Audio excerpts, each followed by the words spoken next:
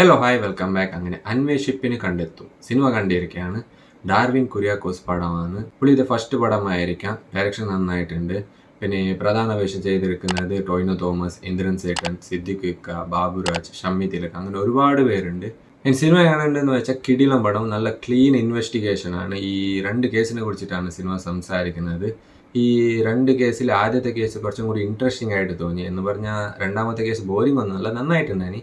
പിന്നെ സിനിമ നടക്കുന്ന കാലഘട്ടം 90s ഇൻവെസ്റ്റിഗേഷനിലായാലും ഡ്രസ്സിങ്ങിലായാലും പിന്നെ വണ്ടി ഇതിലൊക്കെ നന്നായിട്ട് ബോധിപ്പിക്കുന്ന പോലെ തോന്നിയിട്ടുണ്ട്. ആ ഒരു ഫീൽ കിട്ടിയിട്ടുണ്ട് 90s സിനിമ നടക്കുന്നത് എന്ന്. പിന്നെ പിന്നെ ഇതിലൊരു പിന്നെ ഇതിലൊരു ട്രെയിൻ ആക്സിഡൻറ്റ് സീൻ നന്നായിട്ട് എടുത്ത് വെച്ചിട്ടുണ്ട്. സിനിമയിൽ ലാഗ് ഉണ്ടോ എന്ന് ചോദിച്ചാൽ എനിക്ക് അത്തരത്തിലൊരു ഫീൽ ഉണ്ടായിട്ട്. തിയേറ്ററിൽ കാണാൻ സെറ്റ് പടമാണ്.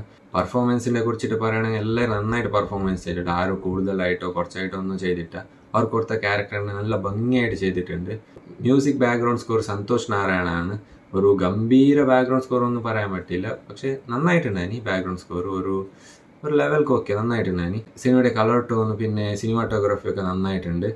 ഓവറോൾ അന്വേഷിപ്പിന് കണ്ടെത്തുക ഒരു നല്ല എൻഗേജിംഗ് ഉള്ള ക്രൈം ഇൻവെസ്റ്റിഗേഷൻ സിനിമയാണ്. പൊതുവെ ഇൻവെസ്റ്റിഗേഷൻ ജാനറുള്ള സിനിമ കാണാൻ ഇൻട്രസ്റ്റ് ഉള്ളത് കൊണ്ട് എനിക്ക് സിനിമ നന്നായിട്ട് വർക്കായി. പിന്നെ സിനിമ കാണാത്തവരോട് പോയിട്ട് കണ്ടോളി.